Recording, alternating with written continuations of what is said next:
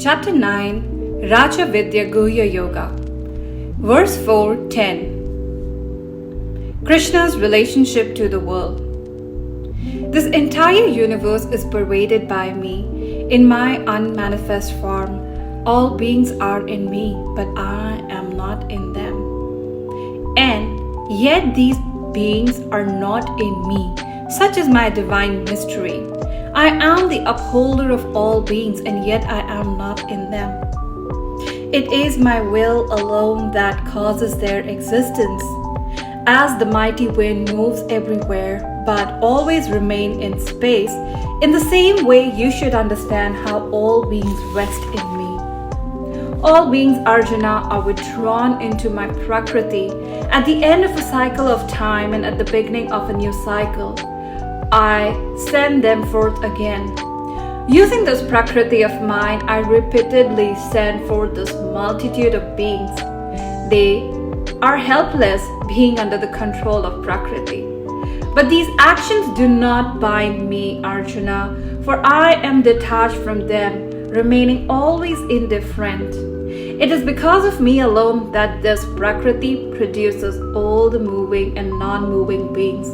It works under my direction, hence why the world exists as it does. He says, all existence are situated in me, but I am not in them. This is Paramahamsa Vishwananda's commentary. The material, the tangible things inside of Krishna exist inside of Krishna, but Krishna as the Supreme Lord is beyond this material existence, and He stays always unconnected. He remains intact even at the time of Pralay, when the whole creation is dissolved. Imagine a cloudy sky. The sky is completely covered by the clouds, but does this affect the sky? No, it doesn't. When the clouds are dispersed, you see that the sky is still there, and that the sky was always there. It is not touched by the clouds at all. In the same way, God is ever existent. He doesn't cease to exist even if the whole world disappears, because He existed even before creation. So, He is never touched by anything even if the world disappears. Even right now, while we are talking, there are universes appearing and disappearing, but the glory of the Lord shines everywhere. There is no place where He is not shining. However, nothing material touches Him. The ego, the pride, the big I are just like clouds in the sky, and when they disappear, only the sky stays. In the same way, the Bhakta realizes that beyond this I, there is only one that ever exists, God. One attains the state where the world stops existing and what exists is only God. In His Nirguna aspect, God is like the ether, uniform, formless, actionless, infinite, unattached and immutable, immune to all changes. Like the wind, like air, all beings spring from God, abide in God, and naturally come back into God. However, God also has a Shaguna aspect. That's why He can conceive the whole creation. Without this, how would He be? He would be complete emptiness. First, one has to see that all is present in His cosmic form, and that is the Supreme Being. However, He is also the formless, actionless, infinite, unattached. He is beyond everything, yet He pervades everything and infuses energy into everything. When we refer to a small hole saying that it is empty, in reality it's not empty. Air pervades it. There is air in the hole. In the same way, you can take an empty bottle and say the bottle is empty, yet it is not fully empty because there is air inside. When one rises in awareness, one perceives that every atom, every particle is pervaded by Bhagwan in His formless state. However, all this drama of countless universe, countless world which are appearing and disappearing are in His cosmic form, in His Shaguna form. Beyond that, there is nothing else. And one reaches that state of realization and perceives that He is the one who gives the power to the atom one will see that divine reality, and that's God consciousness. The one who wants to see only the atom will perceive only atom and not the power which is behind the atom, giving it the energy to act and manifest.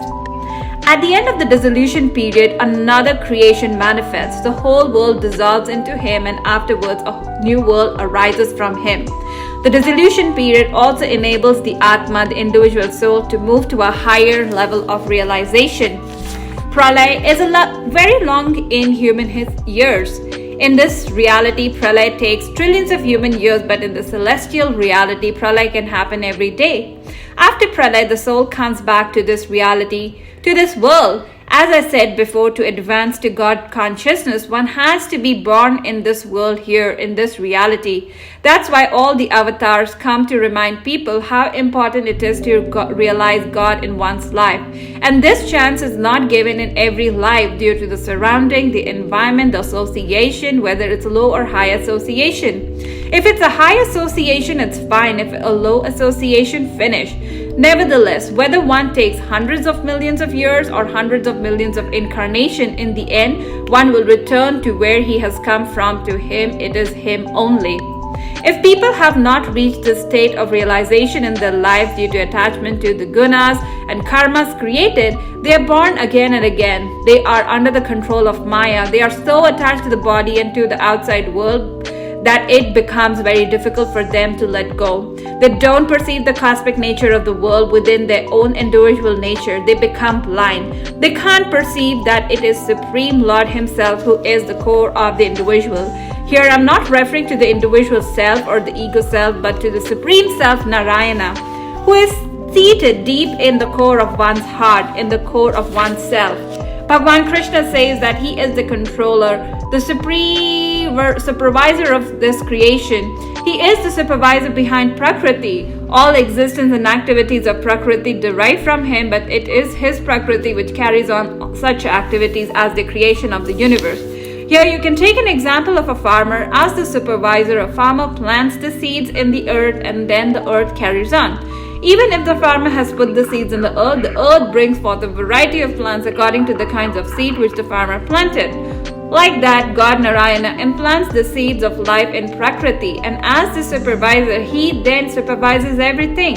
So Prakriti evolves. He plants the seeds of creation inside her, then Prakriti makes the entire creation evolve, and all the beings and species come into existence, into manifestation.